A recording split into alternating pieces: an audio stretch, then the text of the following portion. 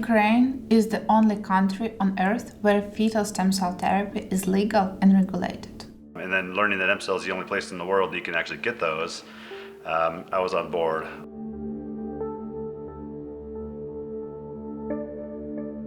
It's scary, to bring a child into the world and not know that you have a reliable method of healing if your disease gets worse. The stem cell treatment in Ukraine it's my safety net. If something happens to him, we're going to Ukraine immediately.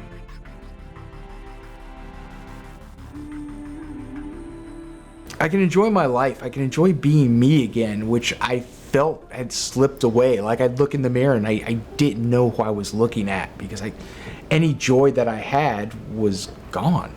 I can write, I can paint, I can play guitar again, whereas before this, I couldn't. So, it changed my life.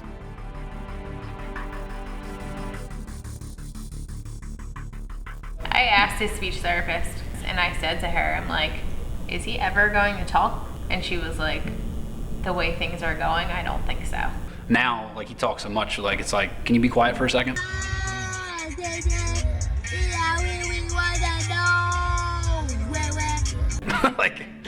You know.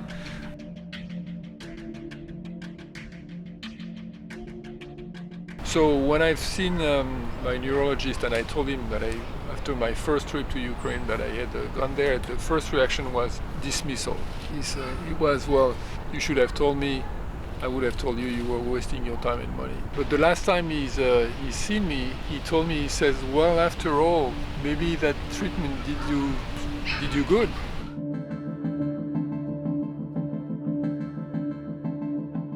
You can plan on, by the time she's 7 or 8 in a wheelchair, feeding tube because they don't have an appetite. They'll have a rod in their back because of scoliosis. At night, she'd have oxygen to help her breathe because of the lungs, it affects the lungs in a big way.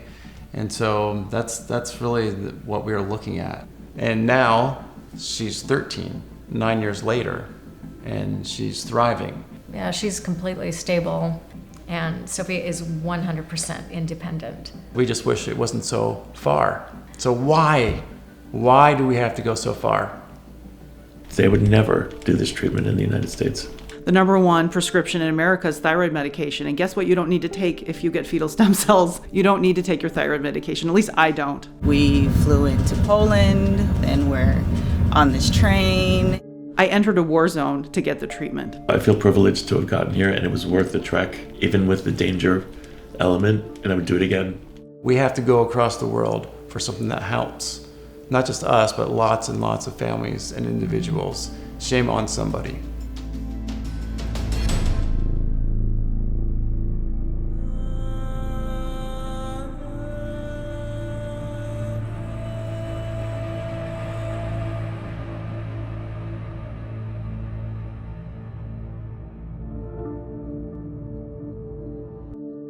In 1893, German pathologist George Schmorl first documented the presence of fetal cells in the maternal body, to later be observed that these retained fetal cells have stem cell-like properties.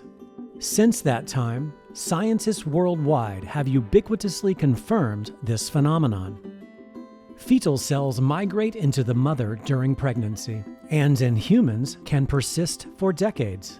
The fetal cells also appear to target sites of injury, crossing both the placental and blood-brain barriers to migrate into diverse tissues and to differentiate into multiple cell types, which is particularly interesting since the fetus has different genes than the mom. Some of the first scientists to evolve this discovery into a medical treatment did so while managing a devastating tragedy. There has been a nuclear accident in the Soviet Union. One of the atomic reactors at the Chernobyl atomic power plant near the city of Kiev was damaged. The Chernobyl disaster resulted in some people suffering from aplastic anemia, otherwise known as bone marrow failure. And to this day, a bone marrow transplant is the only cure. Just weeks after the event, the LA Times reported a major problem that confronted the physicians in the first frantic days was to find suitable bone marrow donors. In a few rare cases, physicians had been known to use fetal liver cells as substitutes for adult bone marrow. The first case of our treatment was a case of aplastic anemia. This was a child, and he was completely dependent on the blood transfusions. Completely. Once per week, blood transfusion, and this kept him alive. In about 2 months, he rapidly flourished after this treatment. This was amazing, and this was what we made. Wow. This is Dr. Alexei Karpenko and Dr. Alexander Smigadoop. They are two of the earliest pioneers of fetal stem cell therapy in Kyiv, Ukraine. I tracked down Dmytro, the aplastic anemia patient they had cured using only fetal liver cells back in 1991. To this day, Dmytro never had any other therapy for his bone marrow failure since being injected intravenously with fetal liver cells decades earlier. I was hired at the Coordinated Center for Transplantology of Ministry of Health, and I founded there a department for fetal stem cell transplantation. So formally, I got the position of the person in charge for fetal stem cell transplantation in our country. MCell was a private company which was established, founded in the beginning of 1994. Just for development of this invention. This was the single university level clinic in the world devoted to this single problem of fetal stem cell transplantation. This is our only topic of our investigation. Originally operating from a single room in a Kyiv state hospital, MCell has since evolved into this. Ukraine continues to be the only country on Earth that this technology has been formally approved and legalized. The lack of regulatory approval elsewhere, especially in the United States, is partly due to the contention that these stem cells are obtained exclusively from end of first trimester abortions. Women have been finding ways to end pregnancy historically since 1000 BC. No one's out there getting pregnant to support stem cell research to have an abortion. I think it's much more beneficial than the way that abortions are handled in our country, where it's just thrown out. At least it can go to something that can be beneficial to somebody else. Yeah, might as well use it. I do think that if the United States says, we think this would promote abortion or something like that, I think that's ridiculous. I don't know the statistic off the top of my head, but I can imagine that there's probably thousands of abortions happening in the United States daily. Why would you need to force an abortion in order to get the stem cells to provide the treatment? That doesn't make any sense to me. I think it's a shame. There's millions of fetuses that are aborted every year, and we could be putting all that tissue, the fetuses, to good work and study them. Obviously, MCell's figured it out, and people are getting healed, and miraculous things are happening. And it's just too bad the United States isn't able to do that yet. Hopefully, maybe sometime in the future. But we're not going to speak to women and convince them from aborting just to have stem cells. We're talking about people who made the decision. And I'm thankful that the person who had decided to terminate their pregnancy donated the fetus, and the cells were able to be extracted to help other people with chronic disease. And it changed my entire life. So yeah, I'm really good with that fact. And in conversation, with someone at church, I was just talking about, and she looked at me and she says, oh, well, you don't ever have to do that again. Don't ever do the fetal stem cells again. And I'm thinking, I wasn't apologizing for it. I was telling you how amazing it is that Sophia's doing so well. And she's telling me, from her only point of view, was this is a horrible thing and you should never do it again. And I'm like, oh, we're so on the different page. That's not what I'm saying. So then I've learned not to talk about it because people couldn't grasp that we were horrible people for saving our daughter's life. So yeah. After 30 years of development, fetal stem cell therapy doesn't just include the cells derived from the fetal liver, which is how this therapy was given its start after Chernobyl. Instead, this protocol has evolved into utilizing stem cells from virtually all the organ systems of the human body, aimed at addressing a wide variety of neurological and immunological conditions.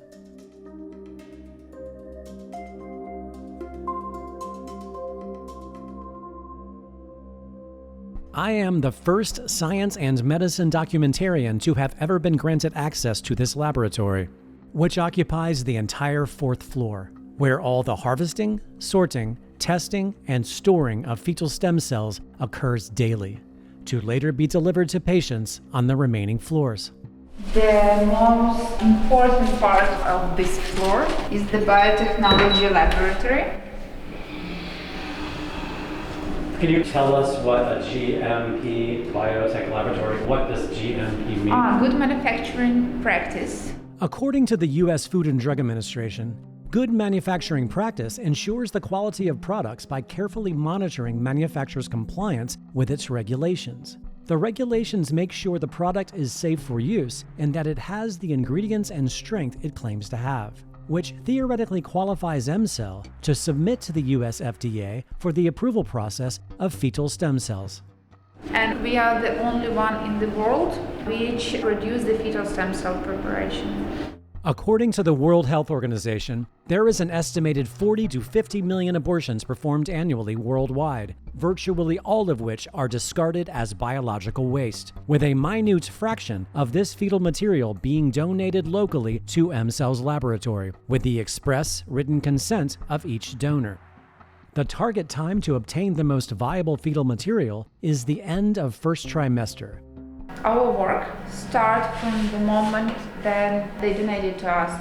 The hospital gives us the fetuses and we transport it here, and then our process starts. So how long after its arrival you must act quickly, yes? We act immediately. It's very important because each minute can influence on the quality of the fetal stem cell preparation. And sometimes we have 1 hour ago it was harvest, and now it's already preparing the fetal stem cell preparations. Immediately following the abortion procedure, the donated fetal material, along with a blood sample of its donor, arrives at M-Cell's laboratory. Its temperature is checked, and the material is logged into their system. The fetal material is then immediately delivered to their scientists for extraction.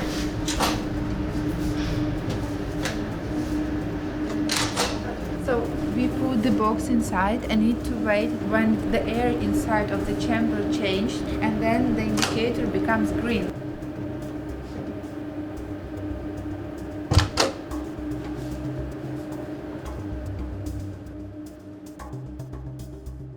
After the cells are successfully extracted, they are immediately sent to cryopreservation. The key point of the cryopreservation is to guarantee the percentage of live cells. After our cryopreservation process, we have 98% of live cells in each of our fetal stem cell preparations. So this program is unique because if you look through the other publications for other stem cells, not only fetal stem cells, they have 70 or 80% of live cells, and we have 98. So we're really very proud of it. After cryopreservation, samples from the new fetal material are tested for harmful bacteria using an FDA-approved BacT-Alert 3D microbial detection system. These tests are done 3 separate times to ensure accuracy. Simultaneously, samples of the same fetal material, along with the donor's blood, are tested in a certified PCR laboratory for any viral infections. You can see how many tests we have done. And from all of the tests, we have 1 positive for HCV. Скажи HCV. Hepatitis C. So that fetus, you cannot use it? No, we cannot use it. And you need to understand that this is not the positive test in the sample of the stem cell preparation. It's the positive test in the donor's blood. And if we even have the positive result in the donor's blood and don't have it in all our checkups in the fetus stem cell preparations, we still don't use it and still discard it. What is the percentage that you find of fetuses that you cannot use? 10%. Okay. Nearly 10% of the fetuses, we cannot use it. There are different reasons for that. There is a microbiology sterility, infection sterility, and also the quality control of the proliferation potency of the stem cells. There is the main three reasons why we can discard the fetal stem cell preparations. So even if the samples are clean of all viruses and diseases, the viability of the cells are not good? Yeah, sometimes it happens because of there's different reasons, because not each fetus is the same. They are different, and development of their difference, and the donors also are different, and the style of their life are different, and we don't know exactly what influence on the quality of the stem cells proliferation potency. Sometimes we have the sterile sample. The microbiology test was good, the PCR test also was good, but the quality of the proliferation of the stem cells is not enough, so we also discard it. These tests are also done 3 separate times to ensure accuracy, comprehensively testing for viral contamination. Once the samples have been cleared for safety, they head to the Research and Development Department, where they focus on the quality and viability of the cells, starting with checking their physical characteristics and overall morphology. Using a flow cytometer, they begin to separate the cell types from one another with specialized markers, as well as checking their mitochondrial or energy potential, which is crucial to predict how efficient the cells will behave in the patient after injection. You put one cell and you wanted to test to see if it was going to replicate, and to see how healthy it is, and that one cell created that. Yes. This is live, real-time video of a single cardiomyocyte, or fetal heart stem cell, beating in real time that I recorded while there. This is live video of a colony of the same fetal heart cells beating in unison after allowing them to proliferate in vitro, starting from a single fetal heart cell. This is time-lapse footage of the fetal endothelial stem cells, which are responsible for the construction of our blood vessels and building new capillaries to aid in increased blood circulation after they are injected. We are watching, in vitro, the fetal endothelial cells forming their own newly formed vascular system. So you're basically mimicking what it would be like once the cell goes into the human body? Yeah. Okay. We do not cultivate the fetal stem cells. Right. We just check up how they replicate in vitro, so then we can be sure that it will be replicating in the organism of our patient.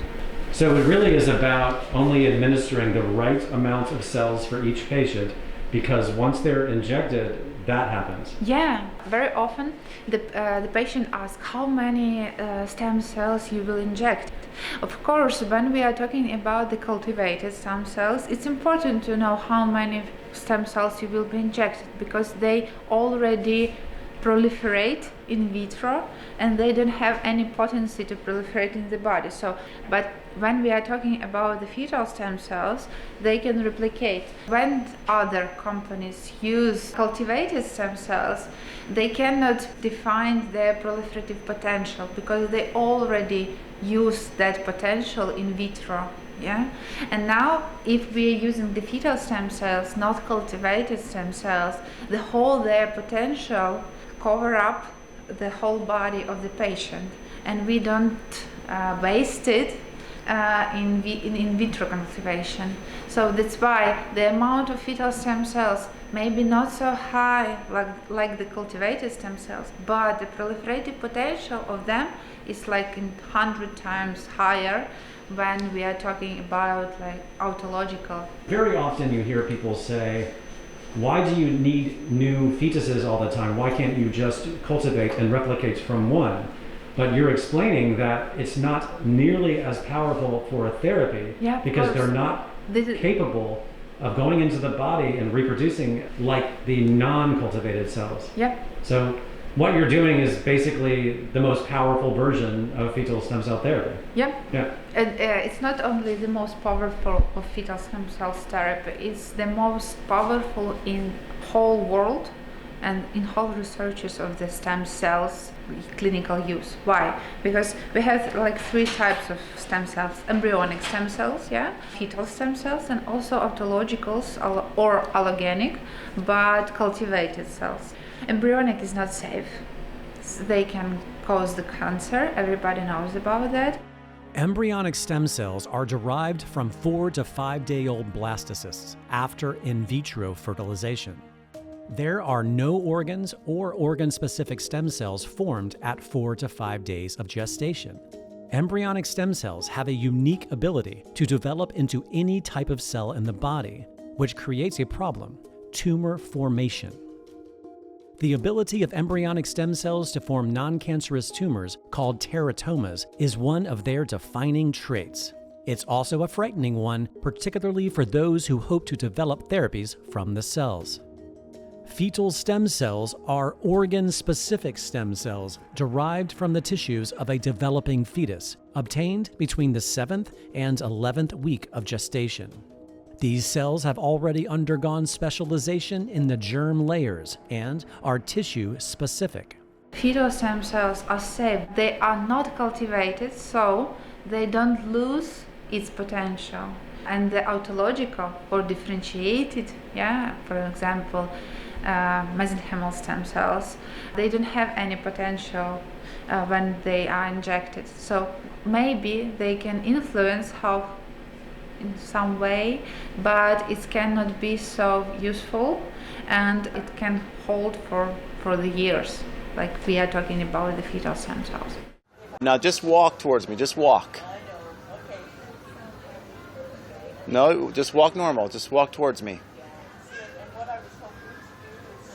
This is 4-year-old Sophia Jones, around the time a pediatric neurologist diagnosed Sophia with Ulrich congenital muscular dystrophy. And so when her doctor, he was a specialist in this particular disease, which is Ulrich muscular dystrophy, he did say that she's healthy now, but not for long. And she's 4 years old. She's as sweet as can be. That just was a complete shock. I mean, to know she's healthy now, not for long, like what does that mean? The lifespan is probably 19, 20 years old.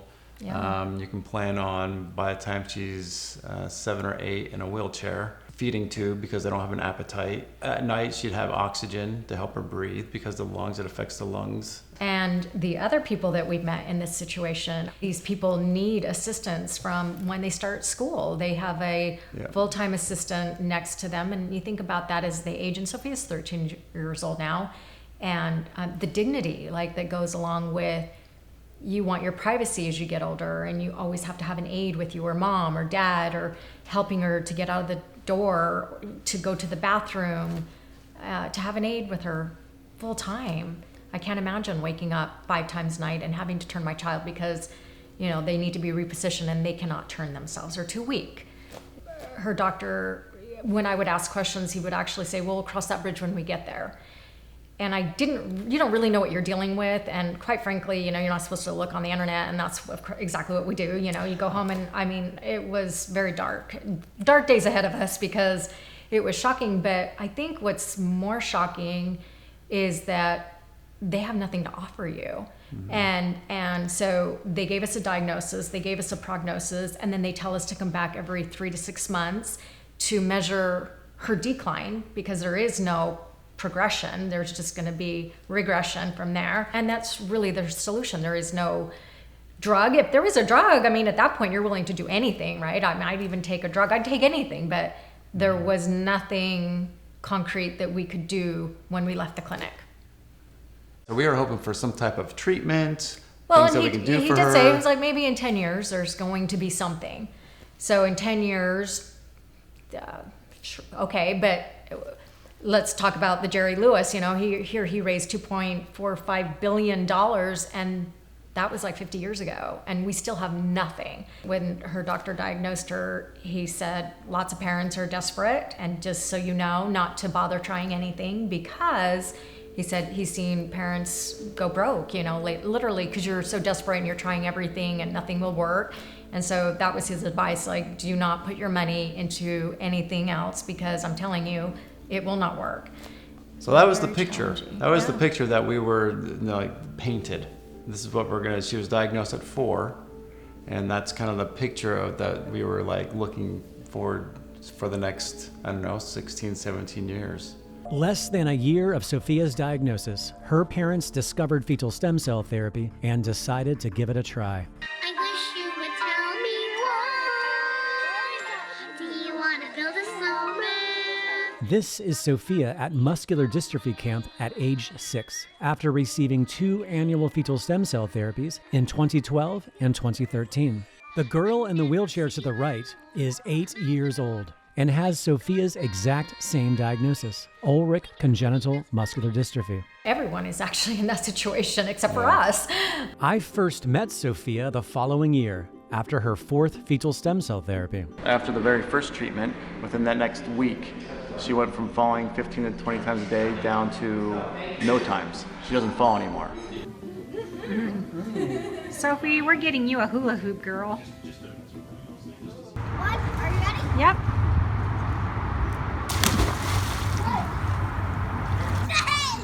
And I've been following Sophia's journey ever since. Going back to the doctor who gave her the diagnosis, we sat down, I'll never forget, we sat down in the office and he said how everything's going as he's looking at his computer, and we said really good.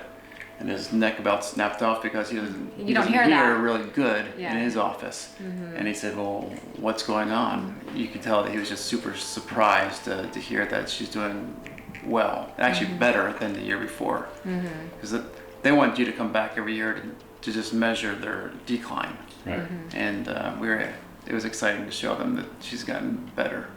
That's great. Yeah. That's awesome. No more falling down. Congratulations. No pain. How do you personally feel? If you remember last year, and then after you got home, did you feel like you noticed any differences? Well, later in the year, I noticed my grades, and I liked school more than I hated school, which was, I would never think that would ever happen, but.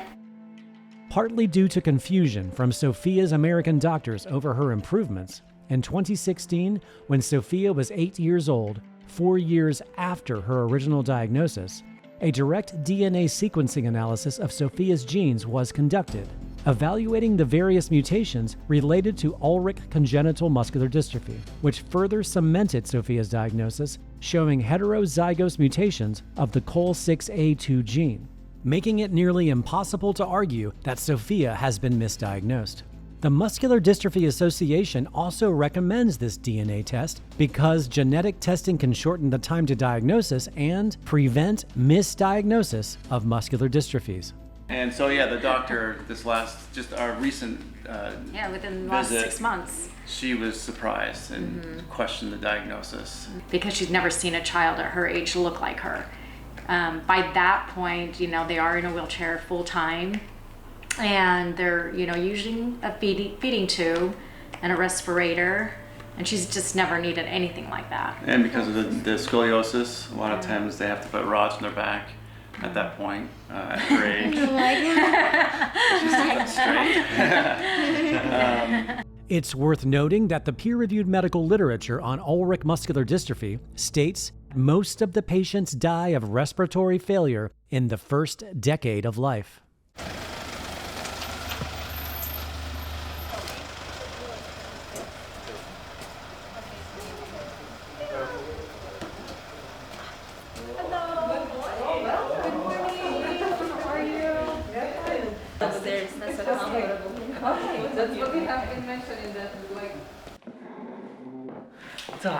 So can we say that the situation pretty much like the same in comparison to the last time? I would say stronger. Stronger. Лучше, I would say a lot more endurance with school and walking. Good.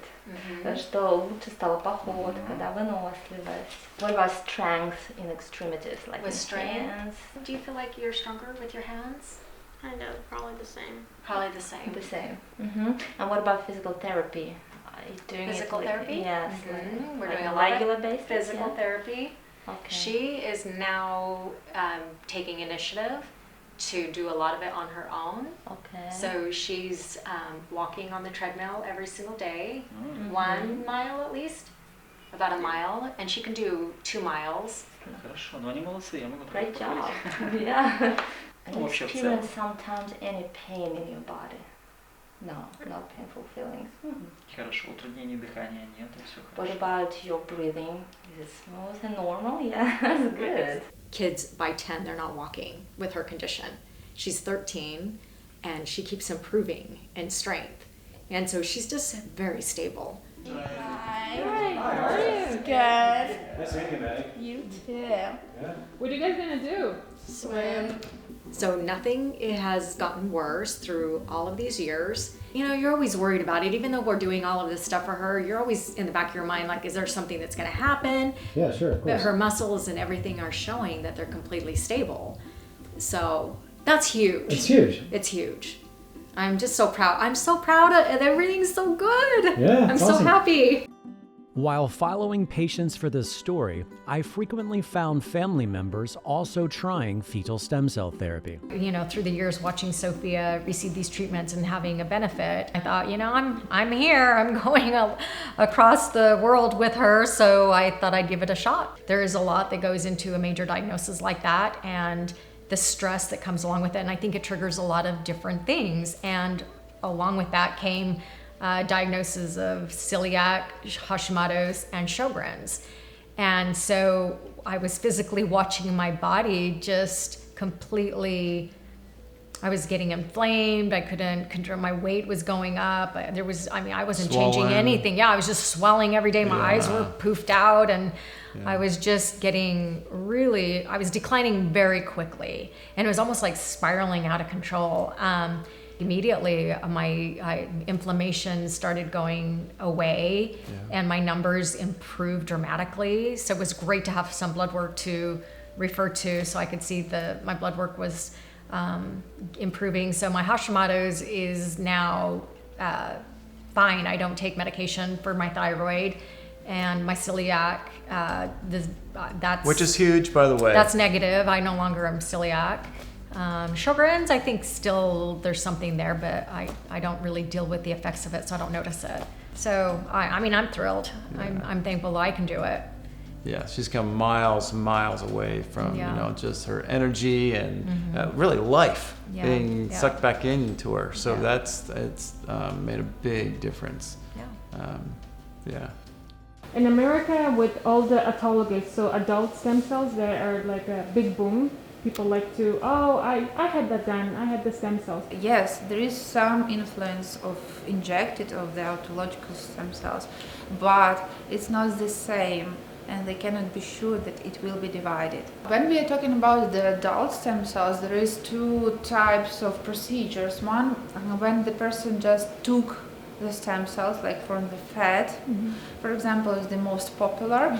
There is 2 ways. They took from the fat and then they injected directly to the blood in an hour.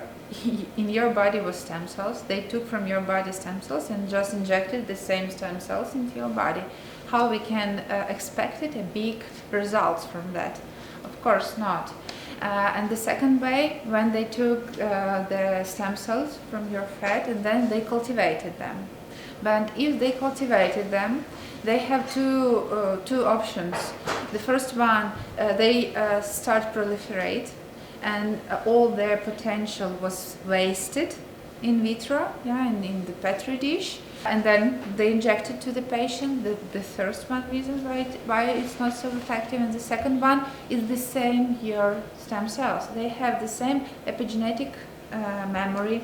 They have the same mistakes in their DNA. So it's very low opportunity them to work or to improve really rare or hard diseases. Yeah, or neurological. Or neurological, of course. And there is also they always are talking about that. Okay, we differentiated stem cells. We took your stem cells, and they will be differentiated into the neuronal stem cells. Of course, when you have the commercial mediums, and you put there inside like thousands of microelements and growth factors, of course they may transform to the neuronal stem cells in vitro. But in your body there is no such growth factors in such amount. So how can they transfer to the neuronal stem cells? They cannot. So people getting adult stem cells for Parkinson's and things like that, they're not really going to be helped because it cannot really help their nervous system. Directly it cannot. How can mesenchymal stem cells took from your fat become neuronal cell from your head? Right. Why it does not transfer from your fat to your head in your body? If it can, so it will be improved by itself. It's almost impossible. Yeah. Also, you need to know about the main limitation. If you cultivate your adult stem cells from your body, you have only around 50 divisions.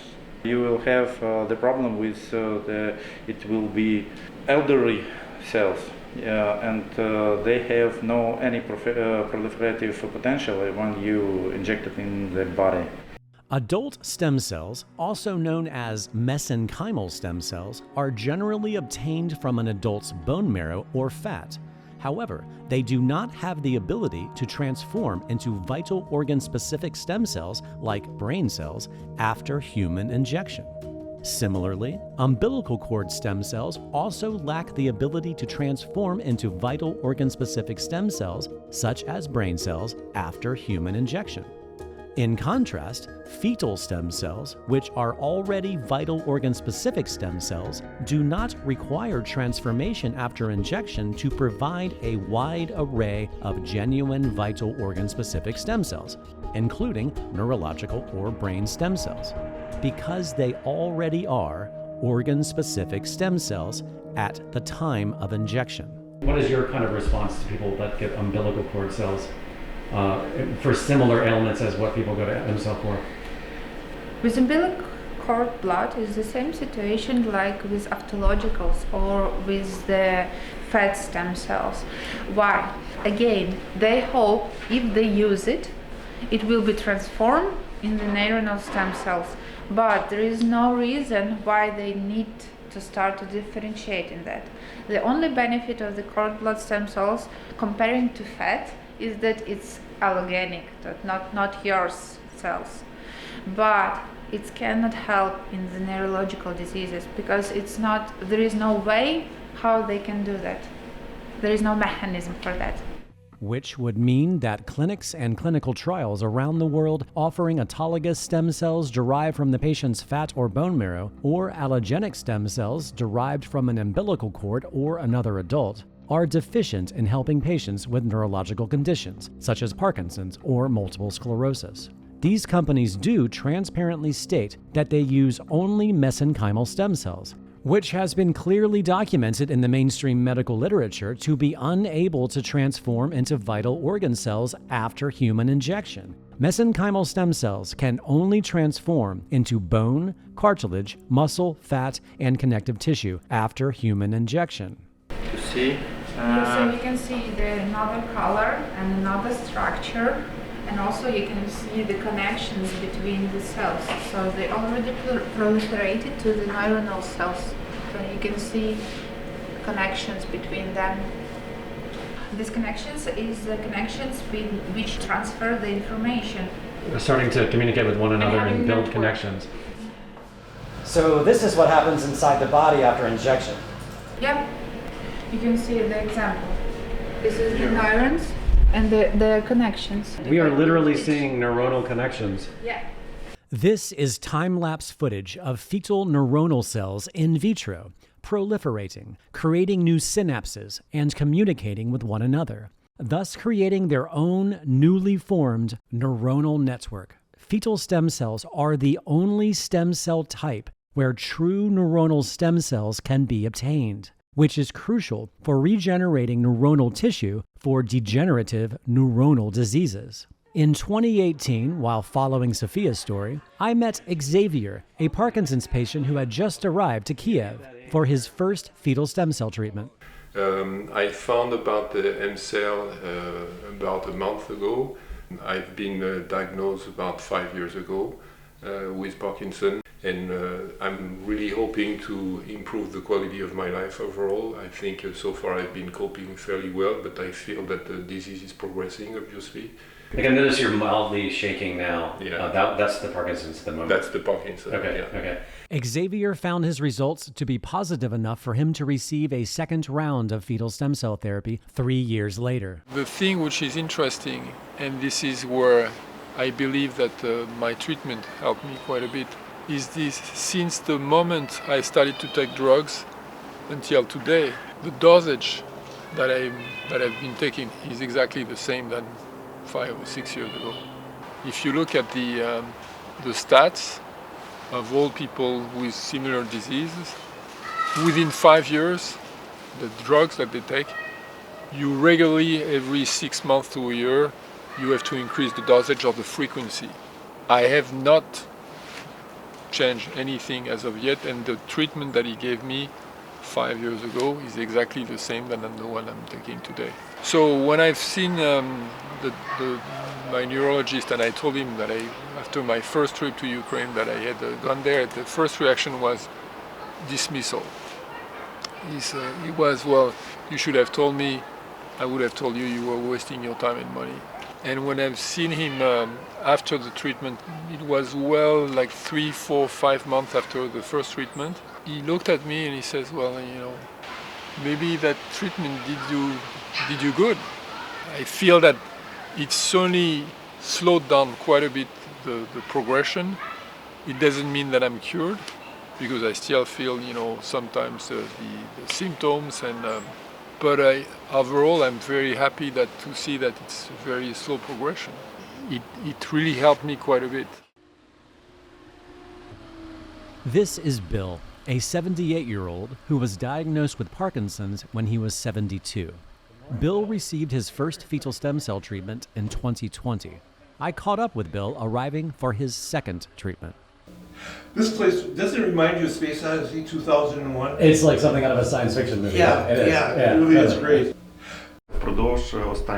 So if you don't mind, we'll ask you a few questions about the results you had after the previous treatment. So can you tell us what results you had? How can you explain it? I had a number of things that went very well for me.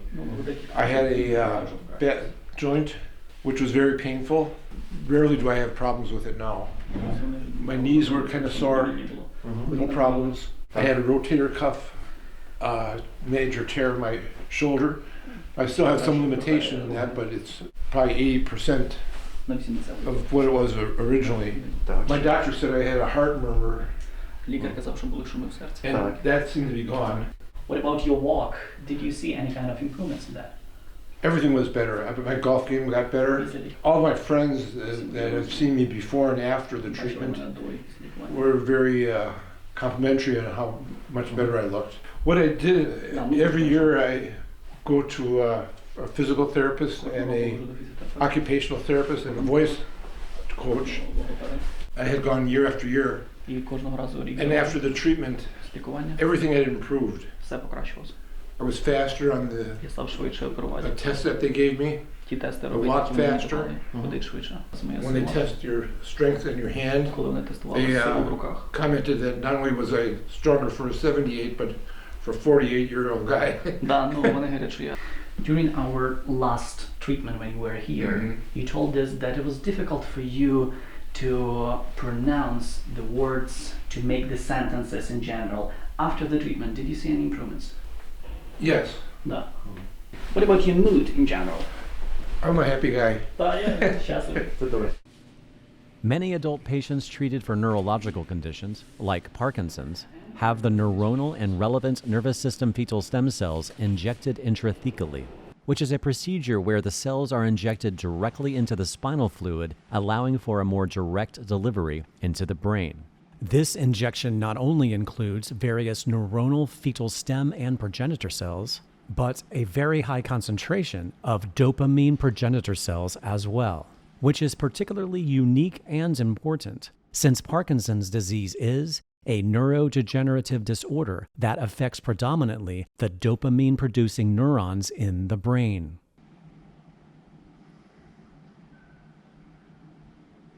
My name is Louis Verloop. I'm a chiropractor in Surprise, Arizona. Bill is a patient of mine. I've been working on Bill since 2009. He was diagnosed with Parkinson's in 2014. I've been taking care of him now sporadically since he's had the Parkinson's. I see a number of Parkinson's patients, probably 2 to 3 a week. And one of the things that I notice that over the years, they tend to get stiffer and stiffer and stiffer to the point where it becomes very difficult to adjust, and we have to use different types of methods of moving the joints around. But it's still at this point, I'm able to get good adjustments in his neck. He's loose enough to allow that. I'm able to get good adjustments in his mid-back, which he's able to allow that. And whereas many other people at his level, I've no longer been able to get structural adjustments in those areas because they've just become too rigid. So whatever therapy is doing, I believe it's helping, at least from what I can feel in the spine, and the mobility is still there. It allows me to still move some of his joints around. And Bill continues to enjoy greater strength and mobility. Aha! Oh, it's you! Yeah! I didn't recognize you with that mysterious mask. This is Anna. This is Lawrence, who was diagnosed with multiple sclerosis in early 2011. Lawrence's first fetal stem cell therapy was later the same year, in 2011. And he has been receiving fetal stem cell therapy almost every year ever since. I first met Lawrence in 2015. We're on our way to see Dr. Tell. So then the only thing you're really taking that might affect the course of the disease would be Rebif, which really does not affect the course of the disease. That's pretty much true, yeah. Okay, let me see you stand up. Let's see how you do. This is without a cane now. Yes. Let me see you walk, if you don't mind. I'll turn around. He walks fairly well without assistance, as you can see. Bring your hands out. Go like this. I'll bring them together. Bring them together. Just, okay, to the horizontal. There's no tremor, which there was initially. How about your grasp? Squeeze. Good. Very good strength there. Very good. So as you can see, he's made pretty good progress considering. How about the dizziness? That was a big deal, the dizziness. I feel pretty sturdy these days. Okay. My observation is that if I didn't know what he had, at this point I might not know. I can't attribute the improvement to anything else that we're giving him. Ordinarily, in your experience, if you don't mind me asking, go ahead. Considering how many years ago he's been diagnosed, 2011, like what do you usually see? Some people will just go on down the trail and become worse and worse and worse and become bedridden, which I have seen. And they'll fail every therapy. He's basically reached, I would say, a plateau and stabilized where he's no longer declining. I'm very impressed with what I'm looking at, I gotta tell you. And I've been at it 50 years almost, that ought to tell you something. And he's been my patient for about 30. So what do we say about all this? I don't know, except to say that there's something that works here. I don't think it's anything we're giving him, I really don't. And thank goodness we don't have to do a lot. He doesn't use canes anymore, I mean, I'm pleased. What else can I tell you? No, that's all I wanted to hear, is just you be honest. And No, I tell you the truth. I thought it was crap. I'd tell you that too. I'm the first one. Ask him. I see a lot of stuff that's bogus. I was not, in the beginning, enthusiastic about all this. I said, well, if you got the money to waste, go ahead. But then again, you're talking about a disease you can't cure, so with what we have, so why not? I mean, it isn't like it's real. I've never seen anything quite like this, I gotta be honest. If I had to bet, I would never think anything like this would work. But it did. And I'm, proof of the pudding. I haven't seen anybody get this well. Anything else? That's it. I mean, this is perfect. Yeah, I don't want to, yeah. Now, you'd think I was a salesman for the thing. But you know what? Salesman, no salesman. I'm glad to see him better. Whatever it takes. I'm really happy about it. I mean, as his doctor. But he was unsteady, my God, yes. And you wouldn't let him walk without assistance. So look where we are today. I got married in January to my fabulous Anna. Congratulations. Thank you. Guys. Yeah. Thank you. I mean, when I first got diagnosed, like when it finally came down from an MS doctor, he looked at me and said, look, he goes, I got bad news. You have primary progressive MS, and it's just gonna get worse. When you hear that, it's like getting hit in the face with a sledgehammer. I kind of shut off and shut down. I didn't know how to be around people. I actually gave my girlfriend a way out. I said, look, I don't know how bad this is going to get.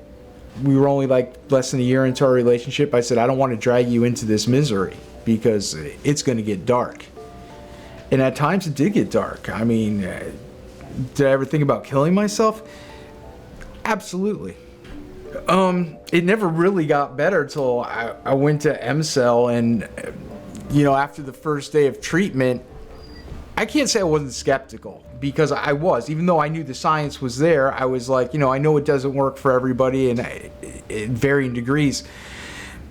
But you know, after the first day and I could bend my leg and I wasn't exhausted anymore and I could pick up a pen and sign the room service check, and when I got back to the States, the biggest thing was like I could drive my car with 1 foot, whereas I was driving with 2 feet, 1 gas, 1 brake, because my reaction time wasn't all that great.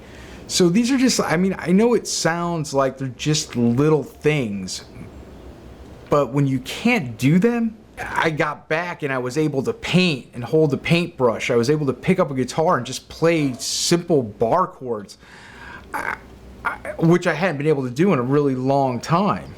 I wasn't able to finger pick because my right hand didn't work, so.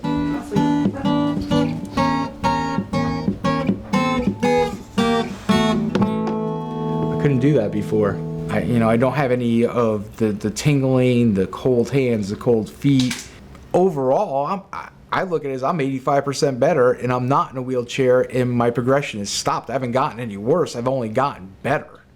My neurologist, who thought basically I'd be in a wheelchair by now, was amazed that I could walk on all his tests, which is on a level of 1 to 5 scale. I went from 1 and 1.5 to 3.5, 4, 5 on some of them. Scott was officially diagnosed with primary progressive multiple sclerosis in December of 2019. He received his first fetal stem cell therapy in May of 2021. This interview took place in December of 2021, 8 months after his first therapy. Go upstairs. Come on, old boy. You slow down, okay? It takes 5 minutes. You know, I actually considered selling this house because I wanted to live on 1 floor.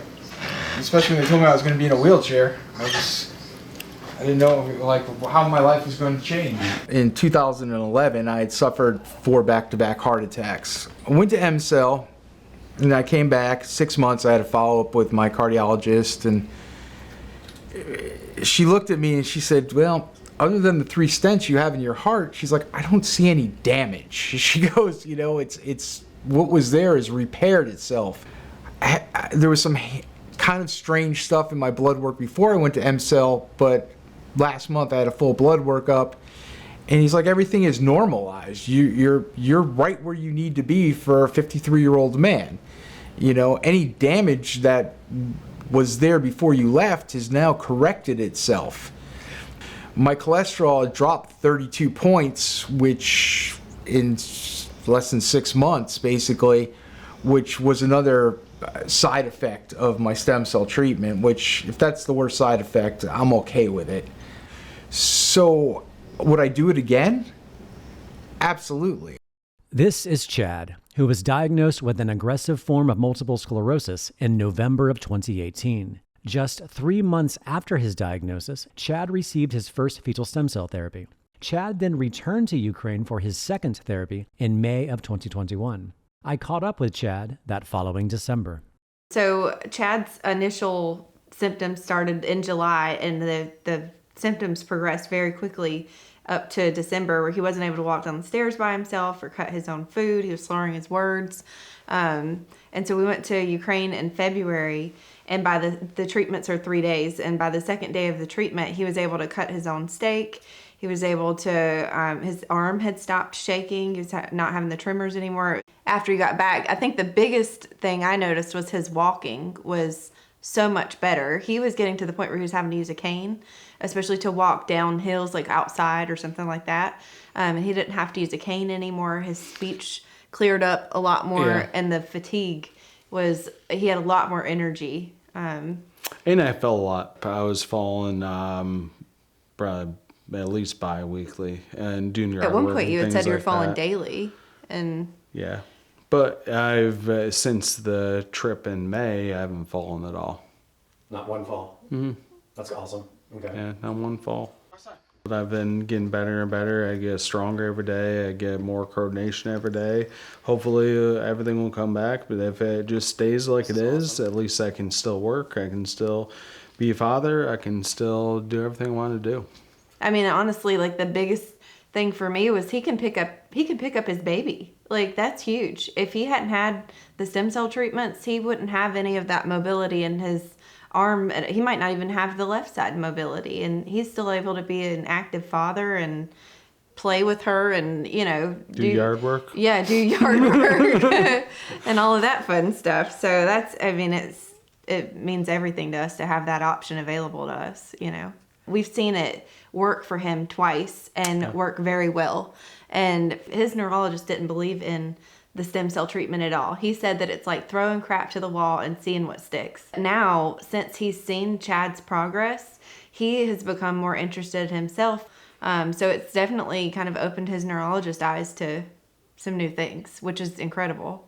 Sophia, Lawrence, and Chad first received fetal stem cell therapy within 1 year of their original diagnosis, and Scott received his first therapy within 2 years. Xavier and Bill received their first therapy within 5 years of their diagnosis. I noticed that people with degenerative diseases who received fetal stem cell therapy within this general time frame, those people generally had more dramatic positive results. Scientifically, the reason for this would be the regenerative nature of fetal stem cells, fighting against the degenerative nature of their disease. This year is 18 years since I was diagnosed with multiple sclerosis. And I would suspect I have at minimum 20 years worth of damage, nerve damage, to the central nervous system and brain lesions from multiple sclerosis. And so the damage that I have, you know, I wasn't expecting it to overnight be improved. But I am seeing improvement, and improvement in my balance, in my muscle spasticity, and that has translated to improvement with walking. I'm not where I want to be at this point. I'm, you know, just trying to increase my endurance. My ability to walk unassisted in my own home is so much improved. I'm able to get up from the chair, from the bed much more easily. The first day home from MCell, I was able to walk into my kitchen, make a cup of coffee, carry my coffee to the patio without touching any walls, or holding on to anyone without using a walker. It's not a great distance, but that's a huge improvement for me. My ability to take a shower, to get dressed, without just overwhelming fatigue debilitating me for the day is much improved. And I really am hopeful that I can go back to MCell. I already saw what MS can do unchecked. I don't want to live in a wheelchair. Sure. I don't want to live paralyzed. What else can you take from me? I'm going to gamble because I want something better.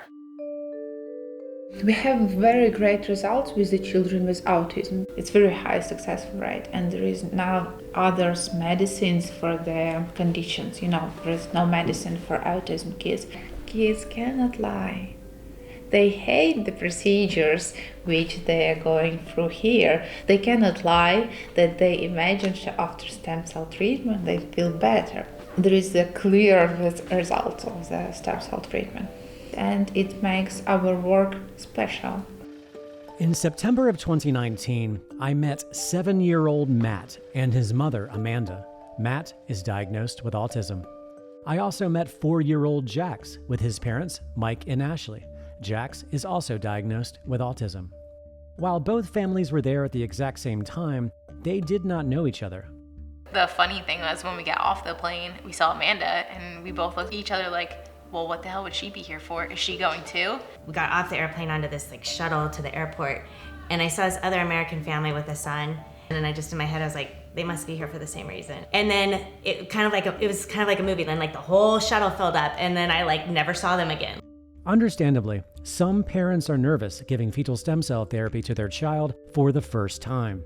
Oh, I didn't think I was going to be able to pitch it to her. Yeah. Because I'm the one who found it, just randomly Googling. Like I said, Googling stuff about autism and stumbled upon your research and your video. You're the first documentary. So then I'm like, yo, we're going. And I thought for sure she was going to be like, no chance. Yeah.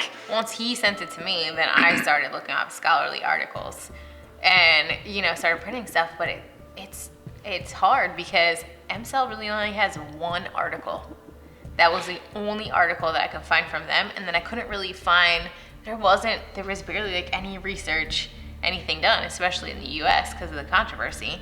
I'm a nurse anesthetist, so I provide anesthesia to children and adults in the hospital setting.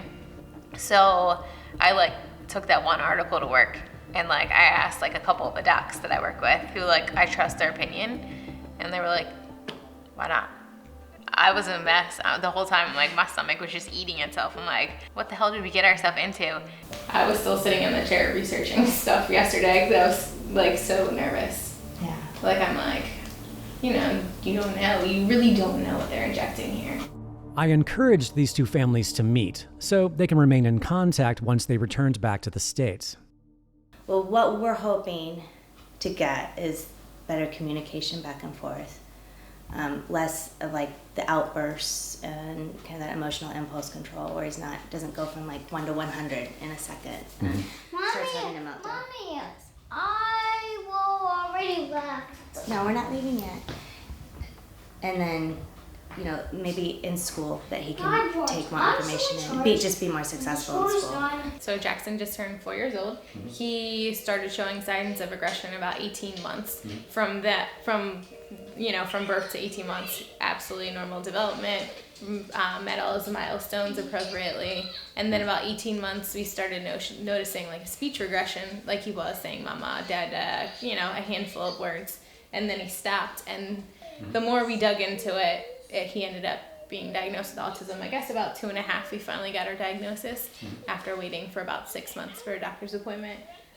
From then, we did speech. They recommended occupational therapy. And then we started school about 3 years old. He's in an autism preschool program. And there he gets speech, OT, PT. I guess the biggest thing is that he's nonverbal. He has a device he pushes to use to talk. Dad, mom, mom, papi. Dad, mom, papi. Who is it? Dad, mom, papi. But our hopes were just to give him, a normal life, to kind of bring him out of this cage that he's in so that he can speak and communicate and have somewhat of a normal life. Both children received MCell's autism protocol. Several months later, I started receiving text messages from both families.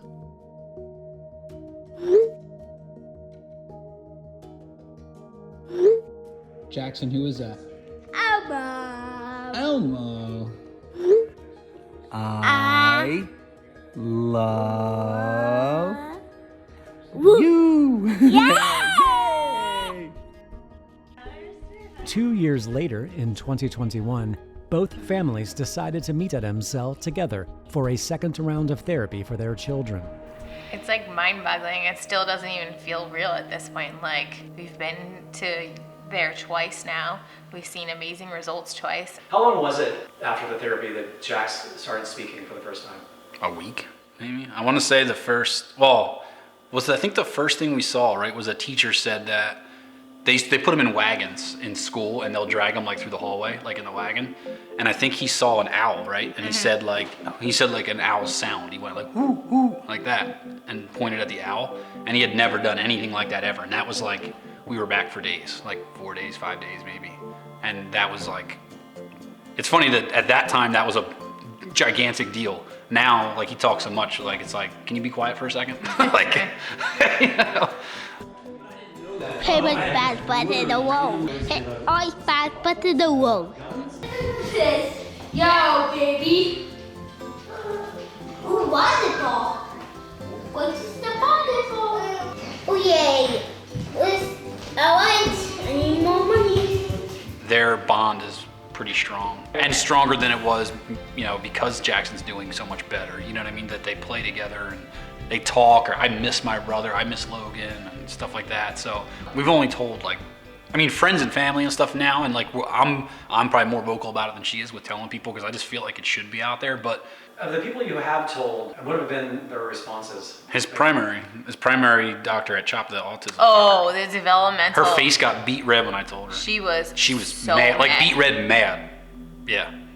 She was so mad. Like basically was sent, like that was very dangerous what you did with Jackson, and like there's not enough like study on this. Like We brought the paperwork to show her, and she was kind of like, "What is this? Like, what do you mean you went there? How could you do this to your child? This is unsafe." And she was like, maybe that's what it was. Maybe that's why he's doing better. Like she didn't really want to say like. She said like he's grown older and he's been doing therapy and he's been in school, and yes, those are all contributions to And his I'm like success. arguing with her because I'm like, well, yeah, but he came back from M-Cell, and in 1 week we were seeing results, like a light switch went off, or went on, should I say? And she just didn't want to hear, well, that's from this and that's from therapy. And I'm like, nah, I don't think so. Yeah. We've been doing therapy for months and months and months, and it just has been like this. And then it goes like that.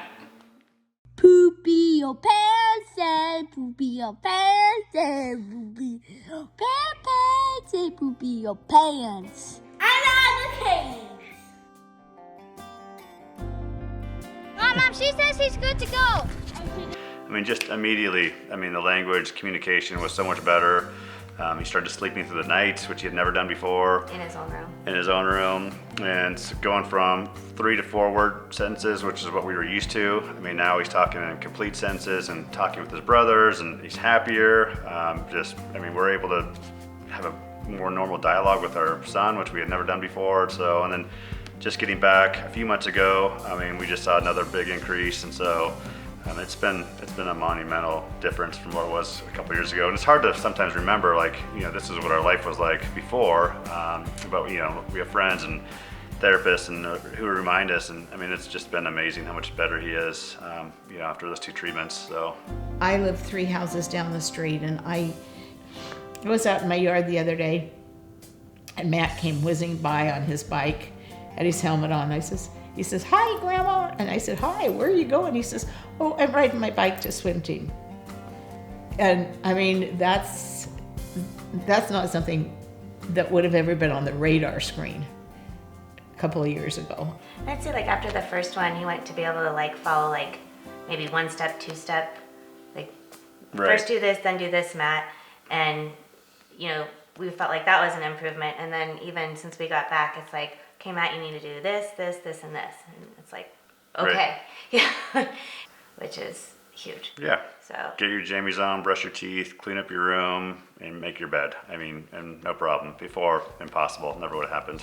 So as Matt has improved, his relationships with his brothers have improved, and our relationship has improved. I've noticed his emotions are more regulated. Biggest thing with the stem cells is his language, the way that he's able to explain things. Things just kind of seem to be clicking.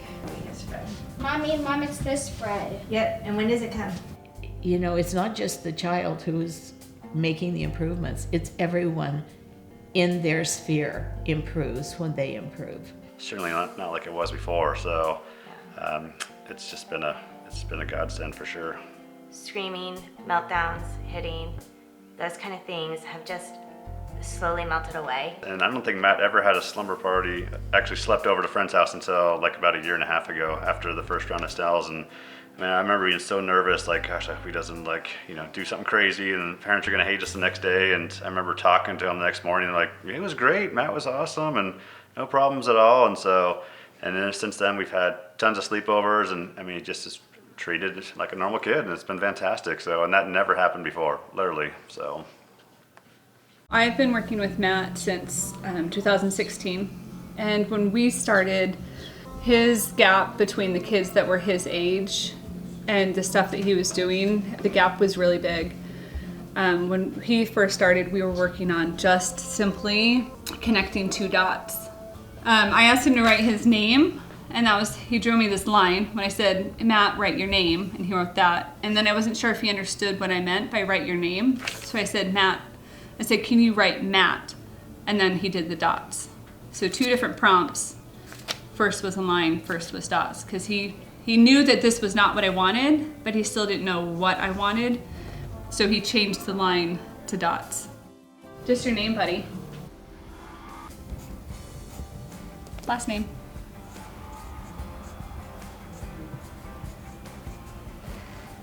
And he stays on task. We saw him for a whole hour. He doesn't get out of his chair. He's like, what's next? What's next?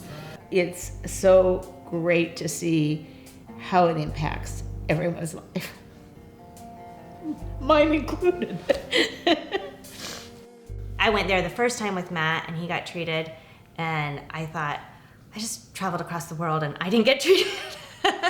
So when I went the second time, not only did Matt get treated, but I got treated, and I took our older son, Sean, and he got treated.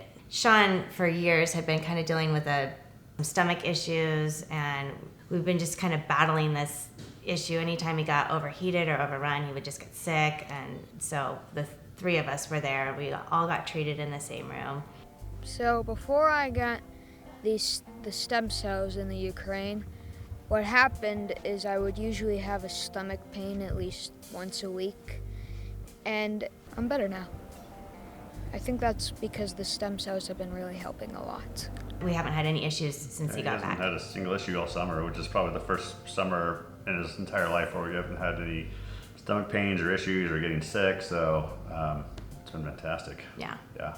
And it was great for you because Amanda's had some elbow pain and some hip pain, and I remember talking to her on the phone like just a couple days later. It's like, literally my elbow pain is gone. Like, I can't feel it anymore, and my hip feels way better. And I'm like, you gotta be kidding me, no way. So it was, I was blown away when she told me that over the phone. So, because she's had this elbow pain for years now, so, and hip pain as well. So it's like it's literally gone. So it was pretty awesome. Yeah. I go to school now. I got 100% on my spelling test. In an effort to fully explain how this therapy is administered, I decided to document myself receiving it for the 5th time, as I have been receiving fetal stem cell therapy almost annually since 2016. Since I am generally healthy, I receive the Anti-Aging Longevity Protocol, which consists of virtually all the same fetal stem cell types that everyone else receives. However, properly designed fetal stem cell therapy is not a one-size-fits-all. MCell personalizes each therapy to each patient's needs. Age, medical diagnosis, and other factors determine the overall design of each patient's therapy. When I arrive at the clinic on the first day, MCell conducts a comprehensive set of diagnostics, starting with a post-fasting full blood panel, urine analysis, ultrasound of my abdomen, including my prostate, lymph nodes, and thyroid, as well as an EKG. After careful review of these diagnostics, it is then customary to have a meeting with my doctor, accompanied by an English interpreter.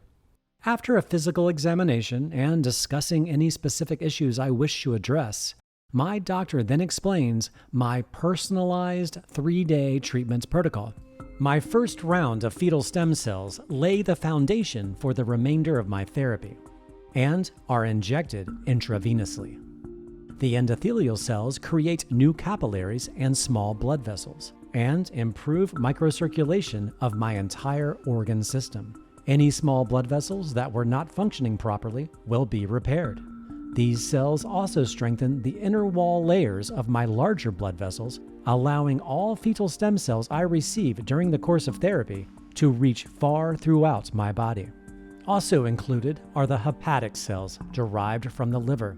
They not only improve my liver function, but strengthen my overall blood system. Also derived from the liver are the hematopoietic cells, which stimulate and strengthen my bone marrow for better function and better blood formation. These are the very same liver cell types that were used shortly after Chernobyl and cured Dmytro of aplastic anemia decades earlier. The reason fetal liver cells are so powerful is because they are extracted from the fetal liver at 7 to 12 weeks. And these cells, at this time of gestation, are the foundation, the precursor to the human body's bone marrow itself, and thus the foundation of the human immune system. The pre-mesenchymal cells are supportive cells that can be transformed into any type of cell in my body.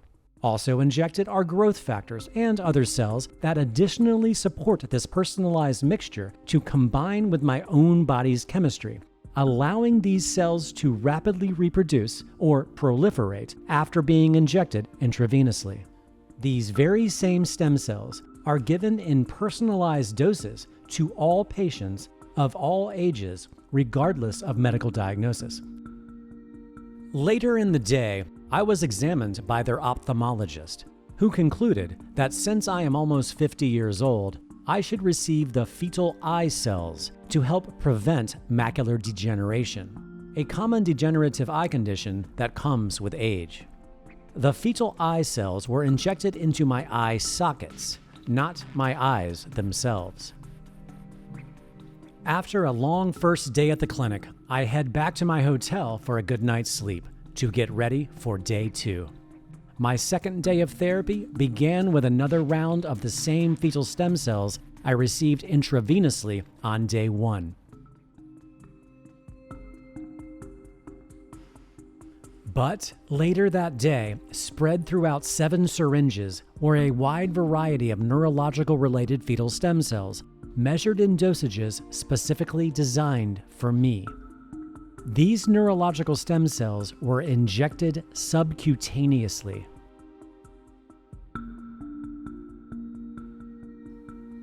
These exact cells are given subcutaneously in higher concentrations to people like Lawrence with multiple sclerosis, but also given intrathecally into his spinal fluid to complement the subcutaneous injections. Bill, who has Parkinson's, was treated in a similar fashion and also received these same cells in higher doses for his diagnosis, but was also injected intrathecally into his spinal fluid. However, for Bill and other patients with Parkinson's, these doctors deliver higher concentrations of the cells containing dopamine progenitor cells, since it is the lack of dopamine that causes Parkinson's. For children with autism, they too get a tailored concentration of the neurological-related fetal cells injected subcutaneously. But since intrathecal or spinal injections aren't the most ideal option for a child, MCell developed a method of complementing the subcutaneous injections of fetal neuronal cells through intranasal injections, allowing for quick delivery into the brain. After receiving all 7 of my subcutaneous injections of the neurological fetal stem cells, the 8th syringe was injected into my muscle, consisting of growth factors and cytokines targeting my gender to stimulate testosterone production. Since we are living in the age of COVID, which can attack our respiratory system, I also received the lung, endothelial, and hematopoietic stem cells administered through a vaporized inhalation method directly into my lungs. This delivery method was specially designed by MCell with COVID in mind, but can also help with those suffering from lung conditions like emphysema or COPD. This inhalation device was designed by MCell's team and printed on a 3D printer. This device is one of a kind, the only device like it in the world. Finally, on day 3, my last day of therapy, I am given another round of subcutaneous injections. This time, 11 of them. These injections focus on regenerating a wide array of other organs, in addition to supporting the stem cell injections I received on day 1 and day 2. In my personalized mixture, I also received fetal cardiac cells to protect and regenerate my already healthy heart. But some patients with heart disease receive the fetal cardiac cells along with a mixture of other related fetal stem cells directly into the heart via an intracoronary procedure. This is a chromosome, a long DNA molecule found inside the nucleus of every cell in our body. At the end of each chromosome are telomeres. Each time a cell divides, the telomeres become slightly shorter over time. They eventually become so short that the cell can no longer divide, and the cell dies. Telomerase is an enzyme that promotes the synthesis of telomeres. So when we injected you the fetal stem cells, we injected not only the cells with long telomere length, we also injected the cells which produce the telomerase, which helps to reconstruct your own cells. When I started receiving fetal stem cell therapy, I had my telomeres measured and repeated the test every year or so. They were measured using the flow-fish method, using a flow cytometer, the most accurate method of measuring telomeres available to modern science. In 2017, my median telomere length was 5.38 kilobases, which was low. The mean healthy length in a healthy adult is 6.4 kilobases. However, a year later, my median telomere length jumped to 7.23, and a year after that, jumped to 8.71, and then leveled out to 7.18 kilobases in 2021. Over the course of 5 years, my average telomere length increased by over 33%. So the telomerase that you produced, you injected me with cells that produce telomerase, right? And which then in turn perhaps could have also affected my own telomeres. Yeah. Okay, so it's two things happening at the same time. Correct me if I'm wrong. Yeah. So I'm being injected with fetal stem cells which have long telomeres. Yeah. And they're growing and multiplying. So there's that. That might be the reason why I have such a high number, combined with telomerase producing cells from fetal stem cells that are also influencing my existing telomeres. Yeah. And what is even more significant is the percentage of long telomeres overall within the total population of my chromosomes. I went from 0.28% of my total cells having long telomeres to 8.52% of my total cell population having long telomeres, resulting in a near 3,000% increase in my cell population with long telomeres. So it means like you have more time. Yeah? You think it's going to help me live longer? Yeah, it can help you live longer, live better, and this is the proof of the anti-aging. If this is not the proof of the anti-aging, I don't know what we can do more. This is also proof that the fetal stem cells injected into my body for the last 7 years have remained in my body. And each new therapy I receive builds upon the previous therapy I've received, bringing us back full circle to how this therapy's mechanism of action was conceived of in the first place. This mechanism of action has been ubiquitously confirmed for decades and published throughout the peer-reviewed medical literature by scientists from all over the world. Inspired first by George Schmorl's observations to a century later when a small group of innovative scientists and doctors administered only fetal liver cells to treat radiation-induced bone marrow failure after Chernobyl, leaving just 2 Ukrainian scientists who, after succeeding in curing bone marrow failure, later assisted the Ukrainian government in creating new legislation within its Ministry of Health to formally legalize and regulate fetal stem cells for human use. And now, more than 30 years of research later, this technology has been handed off to a new, larger team of over 24 Ukrainian doctors and scientists who have taken the reins to expand this technology into utilizing virtually all of the important organ systems of the human body.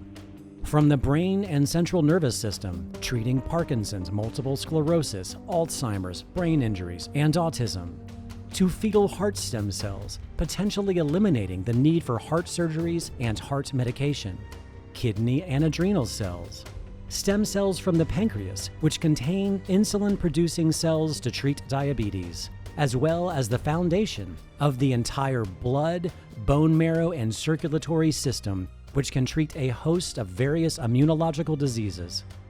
This technology has even cured male infertility in men who had tried and failed every possible fertility treatment known to modern science by utilizing the testicular-related fetal stem cells. Yet, somehow, the rest of the world has either never heard of this technology, doesn't understand this technology, or if they are quietly researching it outside of Ukraine, many are forced to work in the shadows out of fear for their lives. I even reached out to some of the world's leading stem cell experts, like world-renowned biologist James Thompson, featured on the cover of Time magazine as the man who brought you stem cells. I informed him I was investigating fetal stem cell therapy and was looking for an expert opinion. He replied by stating, "I'm sorry, but it is outside of my area of expertise." I have reached out to scientists affiliated with the largest stem cell organization in the United States, the California Institute for Regenerative Medicine, or CIRM, who works with certain scientists researching fetal stem cells in mice, like Dr. Eileen Anderson, who was recently granted over $5 million to study human neural cells for spinal cord injury, who said during a 2020 presentation when asked directly, Greg says, what is the source for human neural stem cells? What sources have you studied to determine which works better? Well, we have studied induced pluripotent cells, reprogrammed cells, ES-derived cells, and fetal tissue-derived neural stem cells. Out of those, fetal tissue-derived neural stem cells works hands down the best in our hands. We have yet to have success in our hands, in our models, with an induced pluripotent stem cell, a reprogrammed somatic cell, developed neural stem cell product. In fact, what we get really efficiently is tumor formation, which is very disappointing and not something that you want to have in the clinic. And the ES cells that we've worked with, embryonic stem cells that we've neuralized to be neural stem cells, I would say 50% of the lines we've tested have given some evidence of repair, but very, very small in terms of magnitude, nothing like what we've seen with the tissue-derived neural stem cells. Dr. Anderson, like all other Western scientists working with fetal tissue that I contacted, failed to respond to any of my repeated attempts to invite them to participate in this documentary. I know some scientists which in the past work with the fetal stem cells, but due to the ethical issues and illegalness of working with this stem cell type, they start research and wanted to find the alternative solution or alternative stem cells for treatment as the fetal stem cells. But for the last 10 years, they didn't find anything what can be so effective as the fetal stem cells. Because I really visit quite a lot of the conference, and on each conference I met the person or scientist or professor which has some researchers in the past with the fetal stem cells. They do not want to talk about that on the publicity, but all of them told me that I'm lucky one because I have opportunity to work with them.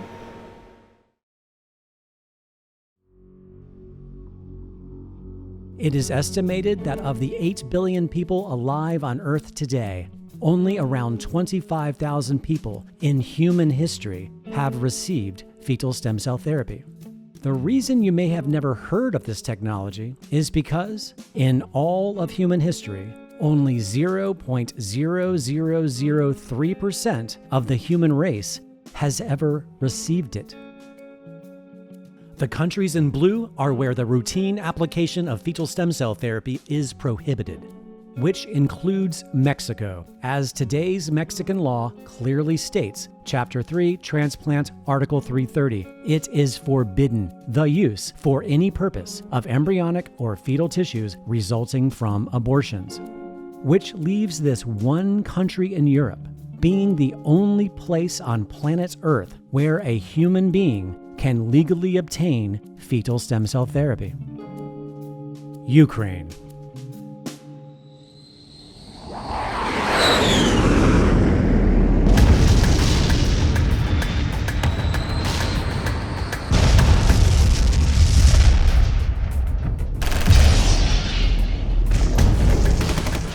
When Russia began their invasion of Ukraine on February 24, 2022, with the intention of erasing Ukraine's existence, imagine how this made Sophia feel, knowing that this therapy is the only thing keeping her alive. Imagine how it made these people feel, knowing that the only therapy allowing them to live normal lives is under threat. If Ukraine's government falls into Russian rule, fetal stem cell therapy is gone.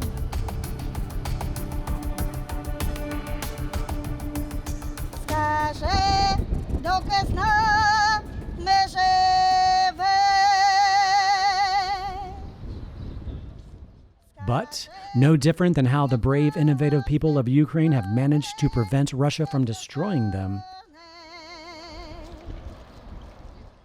M-Cell still stands. Its scientists are still hard at work, and people who need this therapy are still traveling to Ukraine to receive it, regardless of the danger.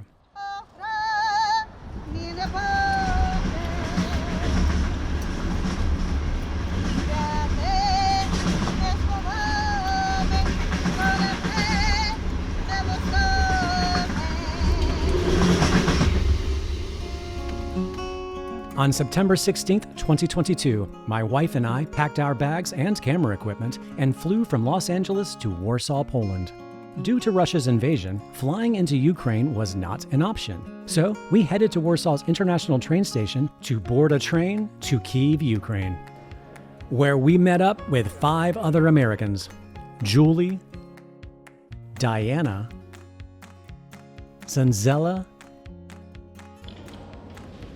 Sophia, and Adonis. We all joked about how most of our friends and family back home were confused as to why we were all heading to Ukraine during a war, having to remind them that Ukraine is the only place on Earth where we can receive fetal stem cell therapy. And for Sophia and Adonis, their very lives depend on it. We noticed that most everyone on our train from Warsaw to Kyiv were women and children. Since the train ride is 17 hours, we got the private sleeper car, which is essentially a Manhattan studio apartment that travels. After a bit of a night's sleep, I went in to check on Diana and Sophia. Oh, hello. Come on. Hello. I mean, how was this trip different than the previous ones? It's a lot longer. I'm not going to ever complain about the other trip again. So how long have we been on this train so far? Like 16 hours, I think. Yeah. It's been a long 16 hours so far.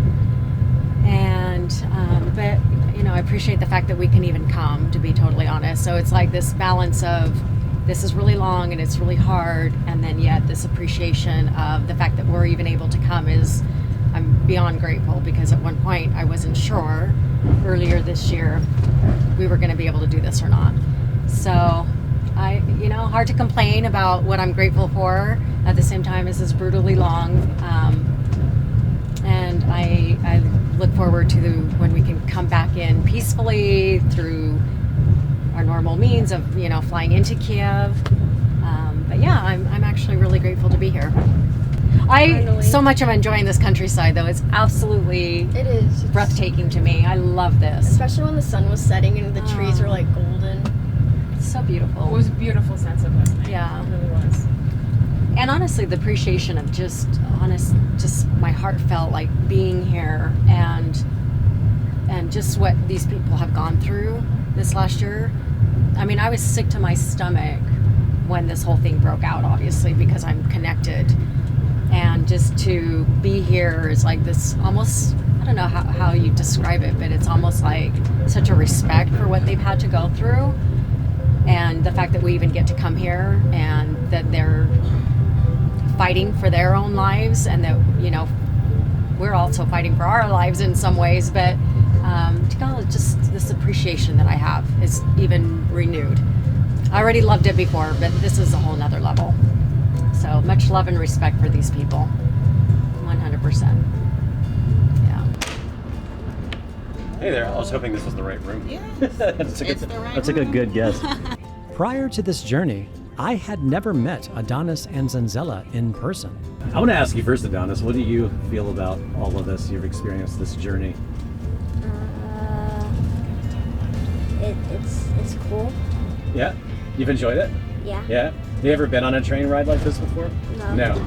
We were here last November, and we were able to just fly in to the airport in Kiev and get picked up, and this trip is totally different. I didn't think we would ever be able to come back, obviously. I'm just glad that we're able to join you guys on this trip. Yeah, I really didn't think we would go back ever, so I'm glad we all got to meet up. I'm really enjoying the company, and it's been nice, honestly, yeah. Sophia and Adonis are the only two children I've met who were treated with fetal stem cells for muscular dystrophy. This will be Adonis's second time receiving therapy. After he received the treatment, he told me that he was sleeping better and he wasn't waking up in the middle of the night for air. So now he's sleeping all the night long, Yes, right? yes. Okay. And no breathing problems? No breathing problems, yeah? No. Mm-hmm. Okay, good. Maybe something else Yes. you noticed? Yes, and he's able to walk longer distances. Something else, maybe? Yes, and then his hand strength improved. Mm-hmm. And he's able to lift heavier weights now. Is there something you would like to add? No, just Okay. we've seen major improvements, so yeah, that's why we're back. This will be Sophia's 10th annual fetal stem cell treatment, and for her mother, Diana, her 4th. So we'd like to know what is the biggest changes since the previous treatment you've been here. Walking's been a lot easier. Like I've been able to walk longer distances. Like 4 miles? 4 miles. Like 4 miles, that's 3 minutes. Okay, good. Any other changes except this one? Not that I can think of. She's gained weight. That's good. Good. Sophia and Adonis receive both intravenous and subcutaneous injections of a wide array of fetal stem cells. But due to the nature of muscular dystrophy and how it uniformly causes atrophy in all muscles of the body, these doctors also inject certain fetal stem cells into their arms and legs to directly target those muscles. We checked in on Julie, who was on the same train with us and has been receiving fetal stem cell therapy to help in her recovery from Lyme disease. Julie's chronic Lyme disease had been systematically causing damage to her joints, organs, brain, and spine. It feels so good to be back. I'm so happy and grateful that we were able to come, especially with everything going on, and that they've been through a lot, but they're very strong people. Also joining us at MCell was another American named Lee. But Lee took a train from Krakow instead of Warsaw. This is my 4th time at MCell. This time was different though because there's a war going on. The number one prescription in America is thyroid medication. And guess what you don't need to take if you get fetal stem cells? You don't need to take your thyroid medication. At least I don't. I don't need to take a million different medications that I would normally have needed to take. So. Finally, the 9th American in our group was Dean, who booked super last minute and had to take a bus from Warsaw to Kyiv, since all trains were sold out. This was my first time meeting Dean in person. Speaking to the Ukrainian people that run the clinic before I got here, I felt connected with them because they're so sweet and just real, you know what I mean? Mm-hmm. And then getting here and realizing like what Russia's doing to these people and dehumanizing them and writing them out of their textbooks in Russia writing Ukraine out of textbooks. It's so disgusting that these are people. This is a civilization here. This is a very civilized society. The people are really such special people. They have a great culture, great food, great treatment in this amazing center, like that you can't get anywhere else in the world. They would never do this treatment in the United States. So I feel privileged to have gotten here, and it was worth the trek. Even with the danger element, I'm still happy that I made it, and I would do it again. And I might even stay a few extra days to enjoy the city.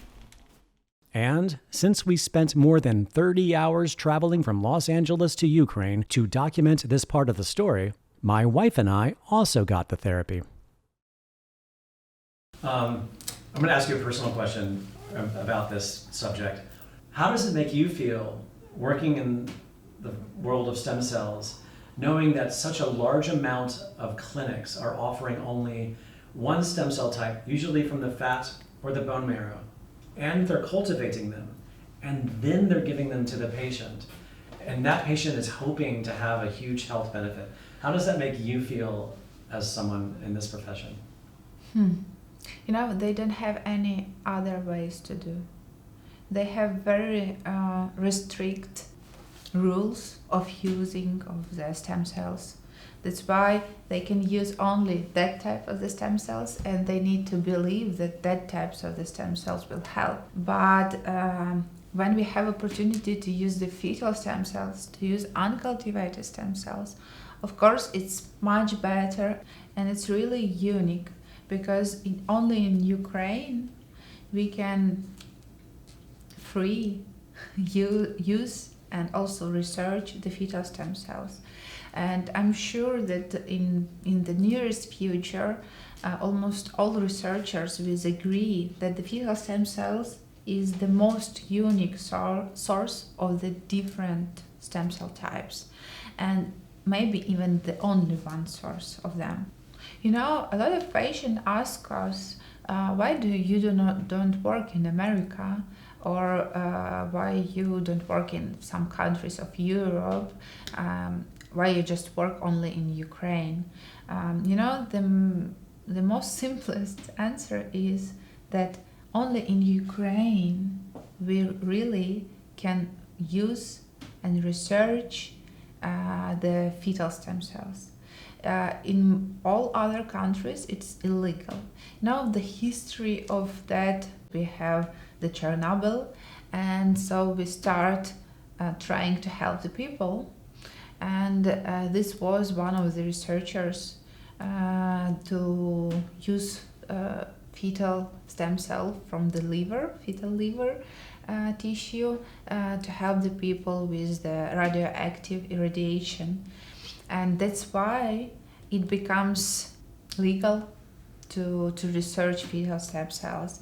And thanks God, they do not closed everything in like few years, and it's developed all the time. And when we are talking about the comparing other researchers of the people in the world and researches which are done in Ukraine and in MCEL, it's not the comparable. So we know about the fetal stem cells more than anybody else in the world. We have used fetal stem cells for clinical application more than anybody in the world. So it's really, for me, it's really cool that I work here and I have opportunity to work with the most effective stem cells. And they're not comparable to any other types of the stem cells.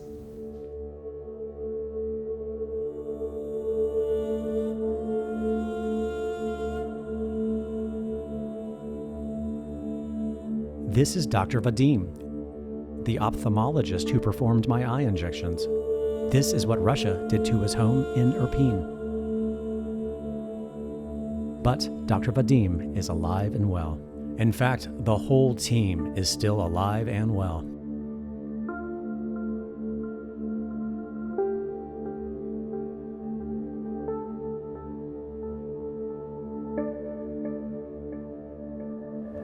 Is this emotional for you? Yeah, because you know, like all arms, they actually came to Ukraine to kill us, Ukrainian, and to kill Ukraine in general as a country.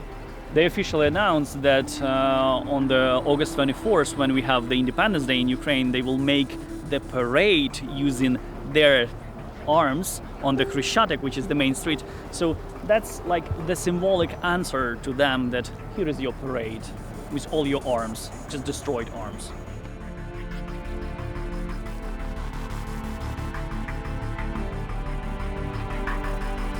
This is Dr. Maria, who performed my ultrasound. Якщо почитати нашу історію, дана ситуація вже йде велику кількість років, вона починаючи ще з середньовікової ери. Кожні плюс-мінус 100 років йде геноцид українського народу. Тобто ми з цим живемо, це наша генетична пам'ять. І ми до цього не те, що звикли, але ми цього чекали.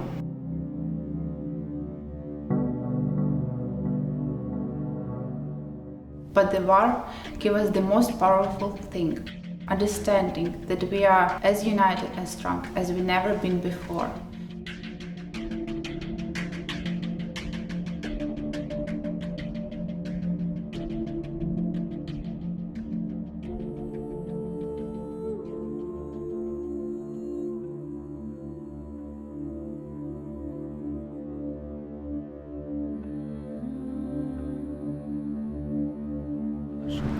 Let's go. Okay.